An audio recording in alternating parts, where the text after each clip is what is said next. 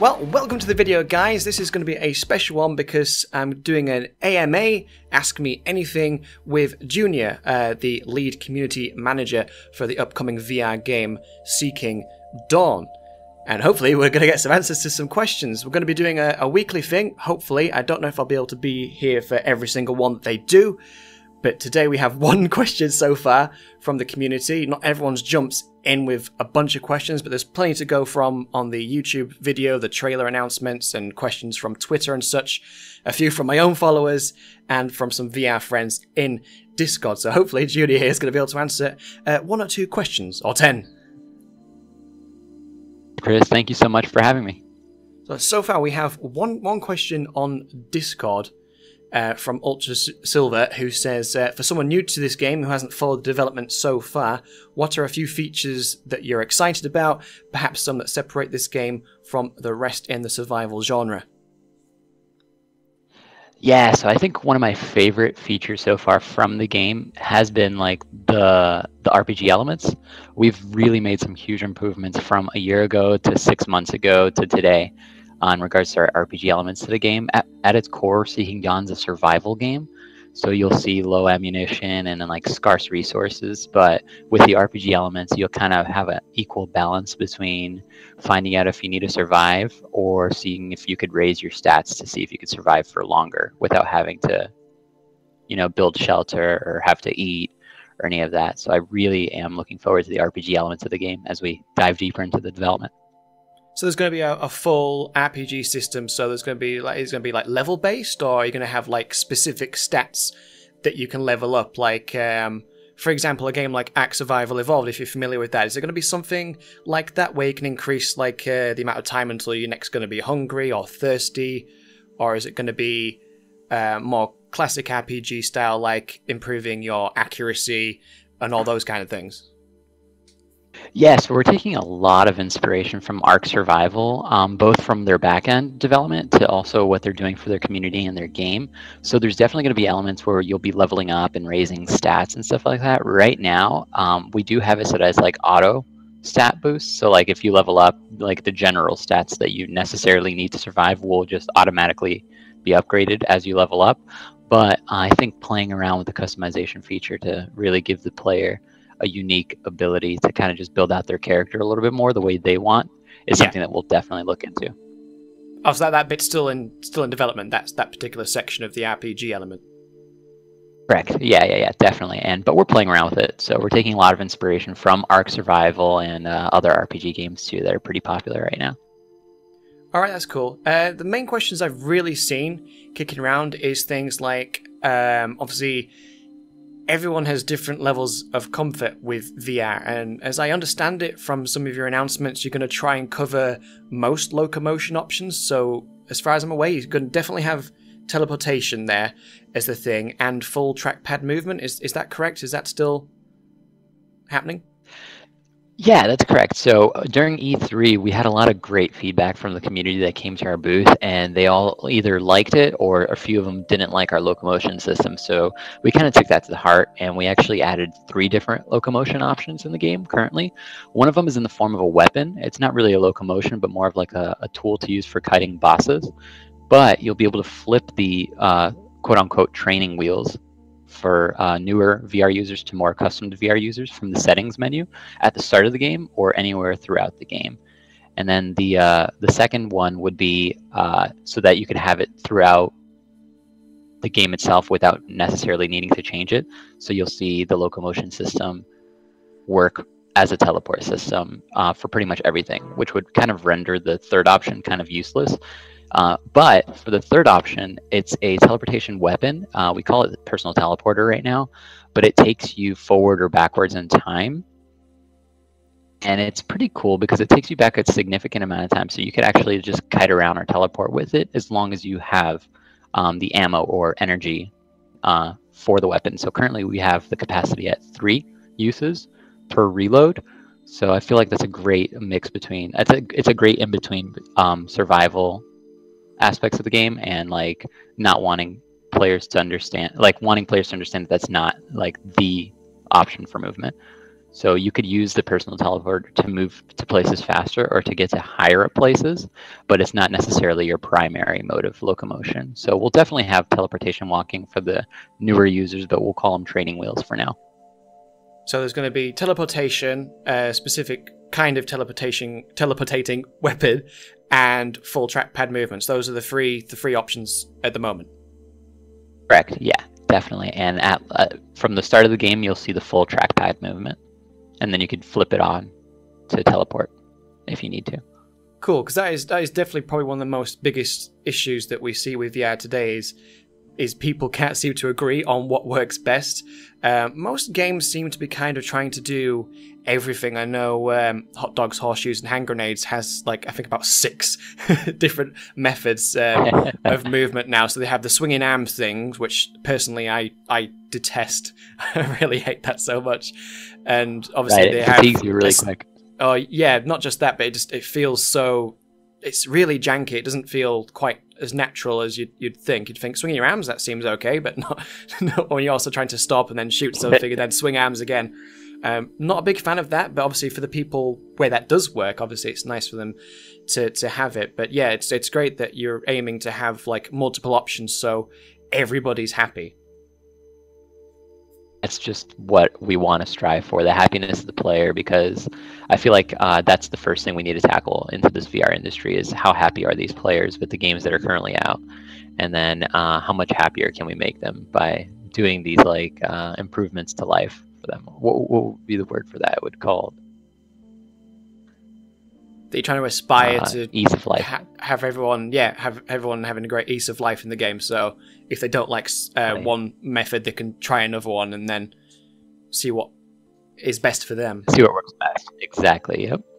Yeah, I saw kind of on display the I don't know really what you call it. I don't know if there's a technical term, but you have for the trackpad movement an optional anti-nausea, like.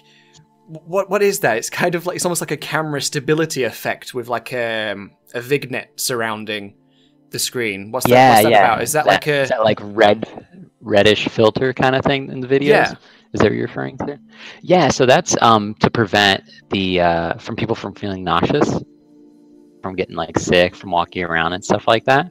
Yeah. So we tested it with or without it. So at the E3 booth, we didn't have it, and we had a couple of people that got sick. Not a lot of people, but like 3 out of the like 50-ish people that tried it. And then they recommended this feature for us because they saw it in other games, and we've been testing it, and I think it's been really great. And I think that that's going to be something that we'll release the game with, like the settings, like that would be like the reset mode for settings where you would see that. But you could turn that off or on for the more veteran VR players. But what it does is it makes your eye focus on what's in front of you primarily over what is around you and peripherals, and then it kind of forces you to look around a little bit more so that your eyes aren't trying to see the whole screen at once, but instead are focusing on what's in front of you, and you can just tilt your head in any direction to see what you'd like to see from the side. So far, it hasn't proven to be like an issue during like skirmishes or battles with the computer players. So it's probably going to be a feature that we'll stick with because it's really helpful and it prevents a lot of people from getting sick. Yeah, it's definitely a good option for the people that haven't quite got their VR legs yet, or are just and will never have VR legs and need that support and comfort to be able to enjoy the game and not go, well, I can't play it because it's going to make me sick after 15 minutes. Exactly, and we definitely don't want that. We want you to be able to play through. We want you to be able to play like a regular gamer, 6+ hours a day. Yeah, so speaking of hours playing the game, upon release, are you hoping... Do you have a number for the amount of hours that you can expect from like just a single player campaign alone? So 3 months ago, we released information that the game would be about 10 hours long. Some people thought that might be shorter, but in reality, it was about twice as long as most games that are out there now. This is true. Yeah, most VR games tend to be pretty short affairs, even with quite large campaigns. Some of them can be blitzed through quite quickly. Arizona Sunshine's a great example, and like Farpoint, both games are really great, but they're about 4 to 5 hours in the campaign. So ours, right off the bat, you'll see about 10+ hours on the campaign, and that was as of 3 months ago. So we've done a lot of story building, plot building, and kind of just added a bunch of new features that we haven't announced yet into the game that'll significantly increase that replay value and that storyline too. So you'll see it previously you'll see it from like 10 plus hours. Right now, I estimate maybe about 15 hours or so. Just want to blow through the campaign. That's how long it'll take. So if you want to take your time with it, you'll get some really great. Well, with it being a survival game at heart, it's probably going to, people aren't probably going to be rushing through quite as much as you would expect. Obviously, with things like Arizona Sunshine, it's the case, grab ammo, shoot zombies, do story stuff, and then rinse, repeat. Obviously, with this, you've got, the base building element, trying to survive. So technically speaking, you can't rush anywhere because you're going to be having to do the crafting. And I would assume some resource management as well with the crafting. Exactly, and to kind of piggyback off that, so right as soon as you start the game, you'll have the basic armor and the basic equipment. None of it's like super advanced or upgraded to the point where you'll be able to survive these harsh weather conditions. So in the game, we've introduced a desert level, and we've also introduced a snowy level. In our most recent videos, we'll see the snowy level, but both have severe weather conditions. So in the beginning of the game, if you want to rush through it and get to those points of the planet, you probably won't survive more than 5 minutes because it's just so rough on the basic armor that you'll get. So you probably have to take a step back, explore the world a little bit, and find some armor and craft some really cool alien technology. Cool, definitely interesting, and it'll be good to see how an exploratory VR game actually works, because really we don't have anything that's not kind of on rails. That obviously springs back to mind Arizona Sunshine. Obviously it's pretty on rails. You can only go really in one direction. Maybe you can find a secret off to one side, but it's very much a very linear path, where with this being an exploring game, you could probably sink more hours just doing that, looking around for stuff. So is the planet going to be the one big map, or is it going to be a case of like you'll have one big area and then you get to go to somewhere else, or is it just going to be one big thing that you can explore in one go, as it were?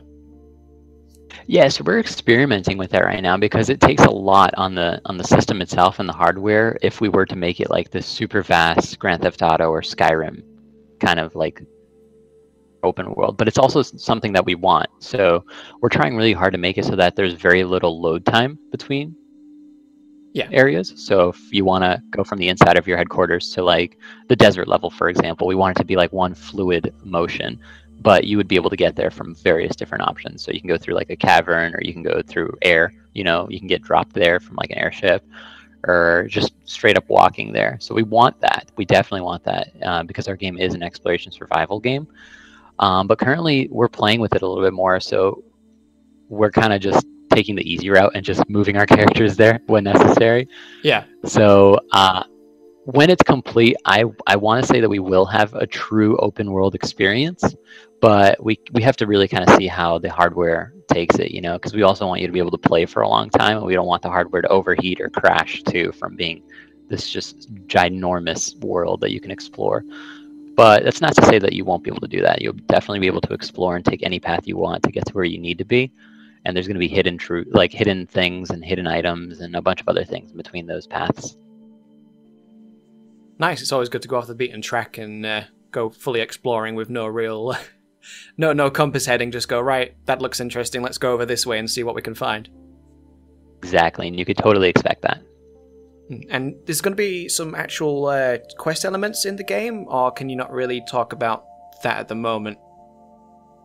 I could dive into the questing a little bit. So like the RPG elements, we'll see a lot of like do this to get this so that you can build this kind of a thing. So right now we have a couple of quests in mind. We've written down kind of like the story of like what you need to do, what you need to collect. So we're definitely going to be doing more quests, and as the game progresses through its development, there's going to be way more quests to do, and each quest would have a benefit. So in the beginning, you'd have quests that would generate more resources for you so that you can craft and cook and do all that stuff.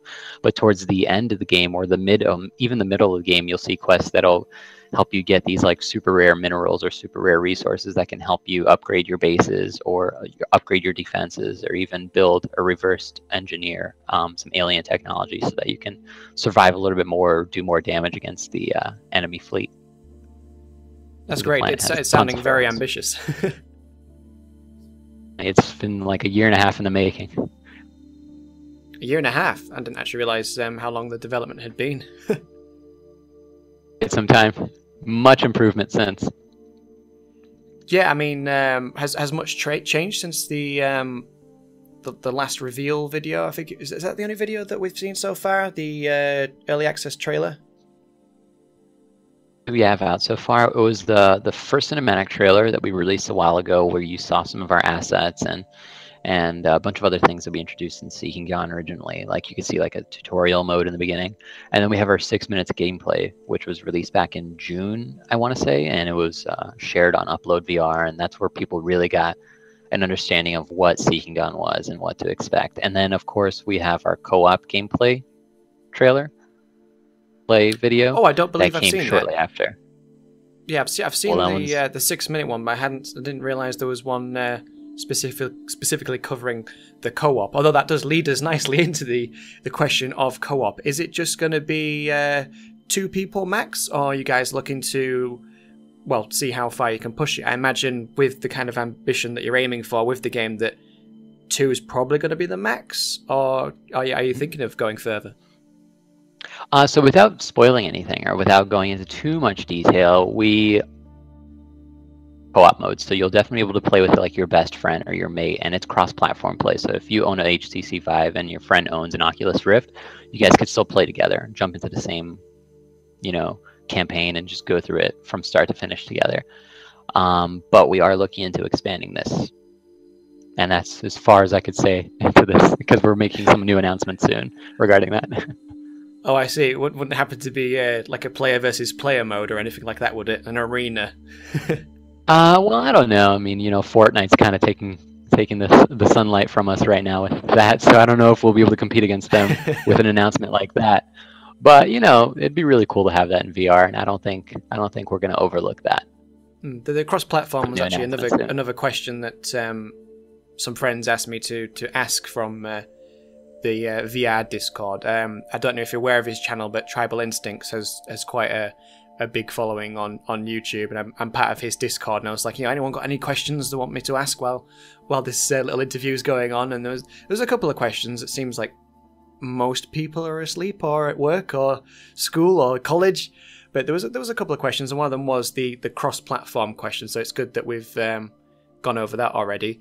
The other question that I know you're not going to enjoy is the Sony question. Do you have any more details? Yeah, of the PSVR and Sony. Yeah, definitely. So Sony, man, Sony's awesome. So the PSVR is less expensive for a reason, right? And it's not a bad reason. It's probably because it's more importantly because of the hardware requirements for the game. So our game currently is so large that it doesn't work well on PSVR. So we have to really spend time optimizing it for the PSVR. Now, Sony did. I could dive into this a little bit because this is good information to provide you guys since it's been a while. Yeah, Sony that did is one of the big questions at the kit. moment. Is can we get it on PSVR? That's the most common question I've actually seen, because the audience is there.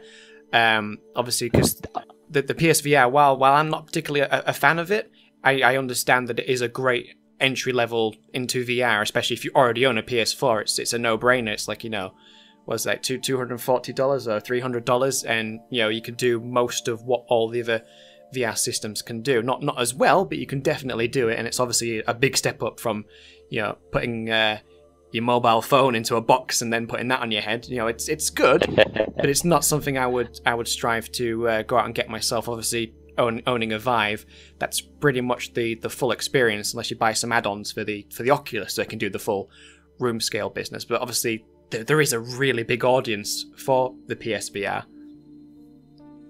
It's in the millions at this point. Yeah, exactly. Sony did send us their dev kit, so we do have it on hand. We just need to finish the current build that we're working on, I think. This is for another announcement that I won't dive into, but we have to finish the current projects at hand before we start playing around with this dev kit from PlayStation, because Sony definitely wants the game on the platform, and it would be awesome to have the game on the platform, but we got to make it work, right? So Exactly, this could take I wouldn't say the whole duration of the development it took for us to make Seeking Dawn, but it could take a significant amount of time to make sure the story is great, and it's that you don't run into these errors in game or these invisible walls, because nobody really likes invisible walls or like cookie cutter games. So we want to make sure we release a full game for the PSVR, or a full version of Seeking Dawn for PSVR. So this could take some time. We're definitely not like avoiding it. We're definitely not trying to do it. It's just it's not on the top of the project list currently. But we'll definitely look into it for sure. Yeah, it makes sense. I understand what it takes to obviously cross something from PC to console and vice versa. It's not an easy task. A lot of people seem to think that it is an easy task, but it's not always the case at all. Especially if we want you to experience like this is going to be like a really industry changing game, so we want you to experience it to the best of your ability, to the best of the hardware's ability. So we're going to spend a lot of time with our dev kits to see if we can optimize it for multi-platform. But right off the bat, you can expect it to be on Steam for HTC Vive and Oculus Rift for sure. And is that going to be coming out in early access first, or is it going to come out as a full-fledged thing? We're kind of juggling on our end here too. We want to see if we can release a fully fledged game and then kind of make updates to it, but we also want to release a fully fledged game without necessarily needing to make updates, unless they're like technical errors. So we're kind of debating on how we want to like do the initial release. So I can't really say what we would decide to do just yet, but I think we'll have an answer to that sooner rather than later. All right. The obvious question to lead on from there is, do you have a set release date or a working theory on when you would like to release? Or is that still very up in the air? So we've got a couple of release dates planned. But when we first released our release date, it was like earlier this year, and we said it would come out in the summer. And then like a bunch of new features like became available for the VR platforms, and then we're like, we got to add these features to our game. We can't not have these features because they're groundbreaking. So we bumped the release date back to fall. And right now it's looking like it's still going to be fall, but just in case there's more features that we feel will make the game even better, it could be more towards the winter release, but we're in between either fall or winter release of like a late 2017, early 2018 release. Yeah, just in time for Christmas. That might not be a bad thing, because people might get some VR sorted out for the Christmas period. Yeah, and here's to hoping that they have some great deals on the systems too, so that people who do have PSVR can afford to make the upgrade in case we don't release to PSVR immediately. So then they could still play the game without having the story spoiled or anything like that. Are you going to be able to have the game run in a non-VR situation? Is there going to be, I guess you would say, like flat screen? The 2D version, yeah. Yeah, so for flat screen, I actually spoke to our team about it a little while ago, not too long. It's not like out of the realm, but we definitely want to make Seeking Dawn like a VR game. You know, we want to like pitch it as like this grandiose VR game it's gonna like change the way people see VR and like change their expectations for VR. So while we don't have plans to make it a flat screen game yet, I wouldn't see it not being a thing either. So I guess we'll just have to see on that one. It would be a nice idea. You know? Yeah, because there are a couple of not like outstanding games, but a few games where if your system's good enough to run it, you can run the VR system and have a co-op player on the flat screen on the actual PC itself. A few simplistic games like Mass Exodus and stuff have shown that can work quite well.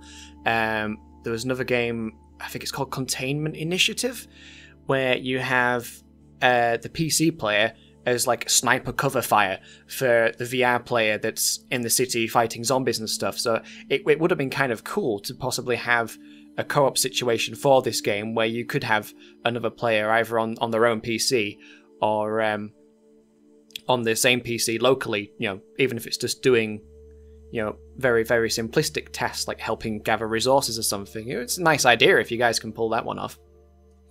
Oh, totally. And that's something we should definitely look into for sure. It would be really cool to release a flat screen version of our game, especially for, let's say theoretically or hypothetically, we don't release on PSVR. I think having a flat screen version for PlayStation would also be in our benefit to kind of ease the tension between people. So people who do own PSVR don't feel left out. They could still at least play it in the 2D form. Yeah, that'd be a good idea. I look into. So, any thoughts on future content like DLC, whether that be free or paid for? Do you see some longevity of what's already there and then adding in things later on, or big expansion packs or anything like that? That I don't think it's out of the realm of possibility, but we do want to release like a full game at launch. So we're kind of conflicted on that. I guess we can't really say right now, but ideally having a full game at launch would be the best opportunity for us, because we want people to understand what they could expect from VR games, and we don't want to be like this like cookie cutter game that adds the DLC after and then makes you kind of pay for it, or like go the No Man's Sky route and just give you a bunch of free DLC after, because then you kind of lose interest after a while and other games come out and then they take your attention away. So we want to be able to release a full game at launch so that you can start the game and finish it and then move on to another game, or replay it and collect all the hidden things that we have in our game currently. So I don't think we'll have plans for DLC, but that could always change too. Well, yeah, because if you're going to release a full game and have a massive impact and make this like, one of the IPs for VR that gets everybody, even more hyped up for VR and involved, I guess, if you make those sales, then it would be, something worth thinking about to keep the game going and, add things as time goes on. Then for sure, especially if we have like new, because VR is changing, every couple of months there's a new groundbreaking thing that you can do in VR. So we can always just like do a DLC where there's like this super epic game mode that you can now do in VR, and that doesn't sound like it's going to be a lot of hard work, but we just don't know how much more optimization and development will have to go into that stuff. But I do know currently that all the development that we're doing is for the full length game, so none of it's like being prepped and stored away for DLC later on. So that's good. That's good to hear as a gamer. As a gamer myself, I'd like that. I like a full game at launch, and then if it does do well, maybe like a side story or something like that. That'd be really cool to have. Yeah, obviously it increases the longevity of the game by having the extra stuff, but it is very reassuring to know that you're going to release a full thing at launch rather than like, here's the bare essentials, we're going to add some stuff later, don't worry about that. It's good to know that it's going to be a fully fledged game when it comes out, rather than something that hits early access with nothing to do and then gets it all added in later when everyone's lost interest. Exactly, so we don't want that. Definitely not that. And in a similar vein, do you see any chance of maybe using Steam Workshop and having any mod support, or is that probably not something that you're going to look for this, with it being the type of game it is? So I think that question would be more for like the developers to see, because I guess they have to make certain parts of it open source. I'm not a developer myself, but I feel like that's a good question for them, so I could write that down and see if we can get back to them. Actually, let me write it down here in the chat. What was the question again?